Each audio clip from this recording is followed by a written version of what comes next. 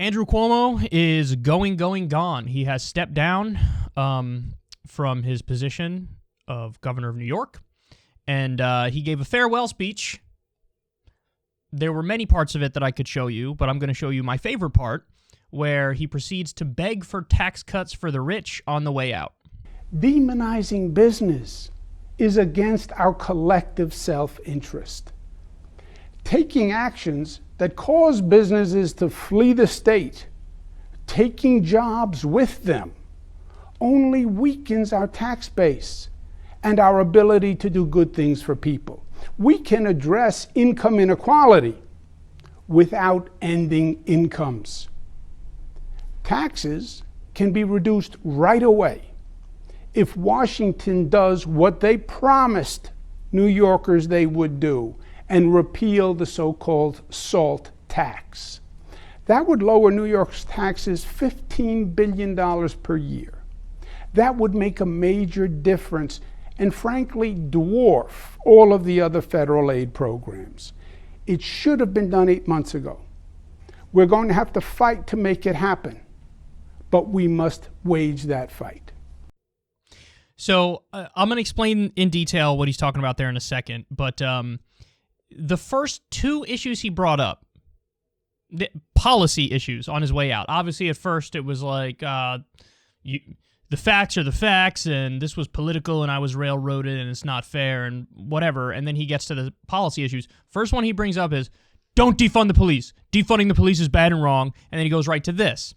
Now, the SALT tax is the state and local tax deduction. And basically what that means is, if you're a New York resident, you pay state and local taxes, and obviously you pay federal taxes as well. What used to be the case is, however much you pay in state and local taxes, you can deduct that amount from your federal tax bill. So you get a break on your federal tax bill for however much you paid in state and local taxes. Trump actually got rid of that.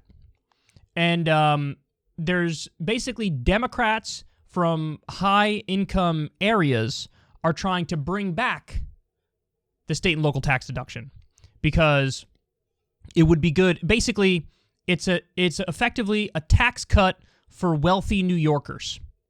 And so the second issue he brings up in his farewell address is we have to fight on this issue. Fight to make sure we can cut taxes for wealthy New Yorkers.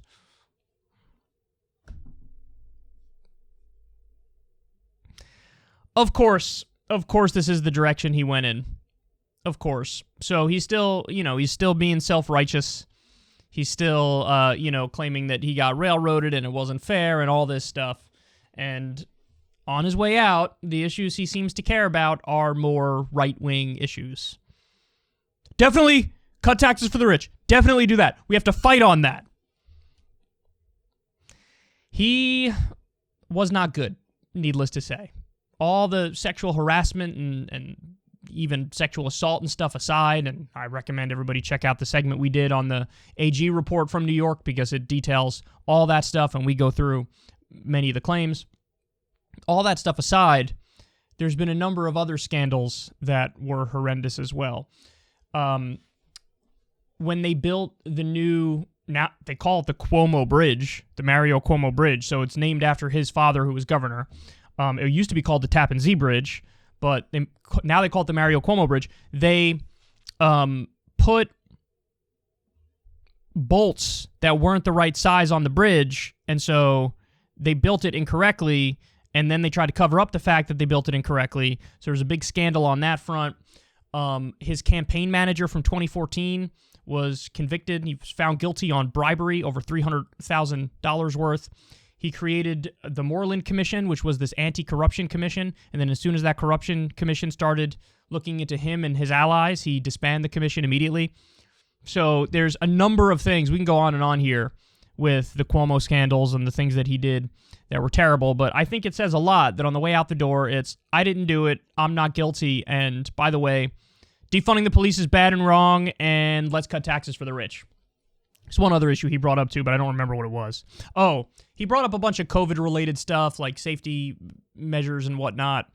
But Yeah, good riddance, son. Good riddance. There was a weird time period about a year ago or so where everybody in corporate media fell in love with him, and then naturally, that all was shown to be a total fraud and charade because this guy was making decisions that led to the deaths of thousands of people, making it so COVID-positive patients can go back in nursing homes and spread COVID drastically. He hid the true number of COVID deaths in New York, wrote a book and made $5 million on it on how he defeated COVID when he didn't fucking defeat COVID, and he made terrible decisions that led to deaths.